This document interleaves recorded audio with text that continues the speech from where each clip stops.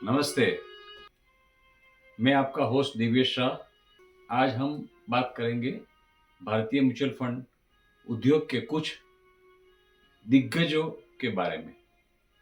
अगर आप mutual fund में निवेश करने की सोच रहे हैं या फिर किया हो, तो यह वीडियो आपके लिए है, क्योंकि आज हम न सिर्फ भारत की टॉप 10 म्यूचुअल फंड कंपनी के बारे में चर्चा करेंगे, बल्कि एक बहुत बड़े कंफ्यूजन को भी दूर करेंगे। दोस्तों, निवेश की दुनिया में अक्सर हम सुनते हैं कि बड़े फंड हाउस में पैसा लगाओ, वहां ज्यादा सुरक्षा और बेहतर रिटर्न मिलेगा। लेकिन क्या यह सच है? आप हम इस बात की तह तक जाएंगे और उसका निष्कर्ष पे आएंगे। चलिए हम पहले कुछ आंकड़े देख लेते हैं। भारतीय म्यूचुअल फंड उद्योग लगातार बढ़ रहा है। नवीनतम आंकड़ों के अनुसार भारतीय म्यूचुअल फंड उद्योग का कुल AUM एसेट अंडर मैनेजमेंट लगभग 77.78 लाख करोड़ आसपास पहुंच चुका है। ये फिगर मेरे ख्याल से सितंबर 2025 का है और ये फिगर आप एमफी की साइट पे टैली कर सकते हैं। ये यह दिखाता है कि कितने लोग निवेश में म्यूचुअल फंड के अंदर भरोसा रखते हैं। अब बात करते हैं उन दिग्गजों की जो इन विशाल AUM का एक बड़ा हिस्सा संभालते हैं।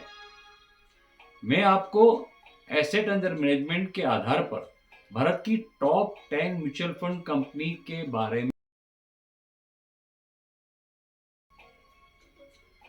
तो दोस्तों, यह तो थी टॉप 10 की सूची। अब आते हैं महत्वपूर्ण बात के ऊपर, जिसके लिए यह वीडियो बनाया गया है। ध्यान से सुनिए। म्यूचुअल फंड में निवेश करते समय यह सोचना कि सिर्फ टॉप 10 या सबसे बड़े फंड हाउस में निवेश करने से आपको कोई अतिरिक्त या विशेष लाभ मिलता है, तो ये गलत है।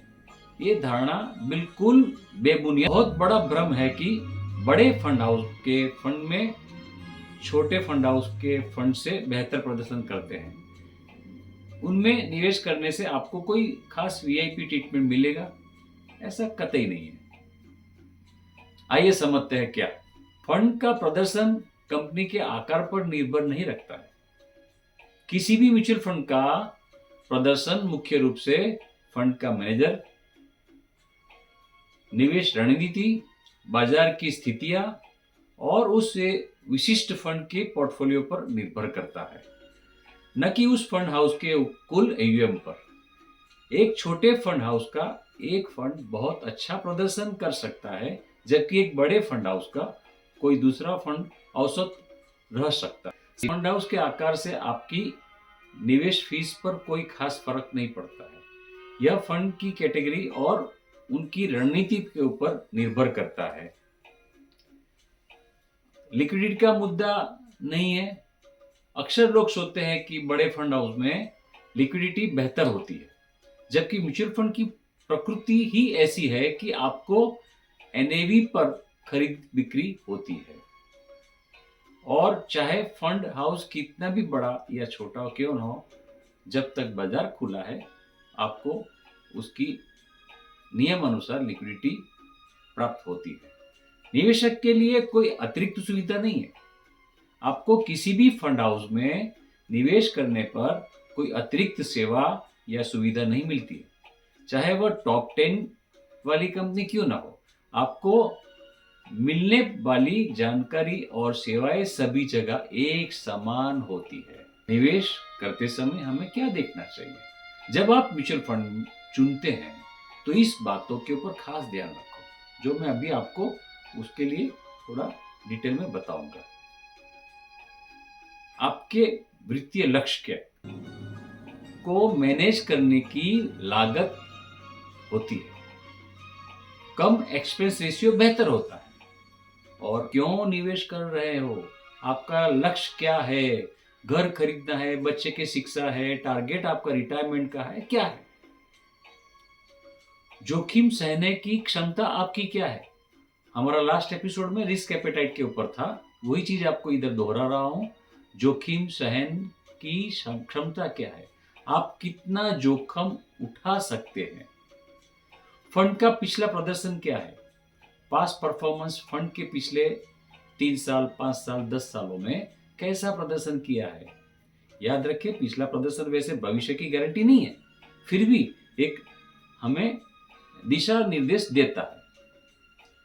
और फंड मैनेजर की विशेषता क्या है, जो फंड मैनेज करता है वो मैनेजर की विशेषता क्या है, और फंड मैनेजर का अनुभव और ट्रैक रिकॉर्ड आप कोशिश करो उसको समझने की। फंड में कंसिस्टेंसी क्या है, क्या फंड ने लगातार अच्छा प्रदर्शन किया है या सिर्फ एक ही बार किया है, उससे आपको प्रभावित नहीं होना है। एसेट एलोकेशन, फंड किन संपत्तियों में निवेश करता है, इक्विटी, डेट, गोल्ड वगैरह में आपको वो भी अभ्यास करना जरूरी है, ताकि वो फंड का प्रकार नक्की होगा। इसलिए दोस्तों, अगली बार जब आप म्यूचुअल फंड में निवेश करें तो सिर्फ कंपनी का नाम या उसका AUM देखकर फैसला ना करें।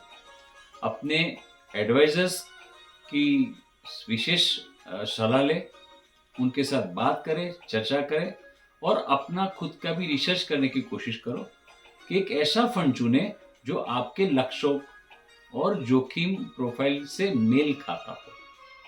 याद रखें, स्मार्ट निवेश सही जानकारी और समझ से होता है, न कि सिर्फ बड़े नामों से होता है। नाम से प्रभावित मत हो। अगर आपको यह जानकारी पसंद आई हो, इस वीडियो को लाइक करें, अपने दोस्तों और परिवार के साथ शेयर करो, और ऐसे ही उपयोगी फाइनेंशियल कंटेंट के लिए हमारे चैनल को सब्सक्राइब करना न भूलें। मिलते हैं अगले वीडियो में, तब तक के लिए खुश रहो, समझदारी से निवेश करें। जय हिंद, थैंक यू।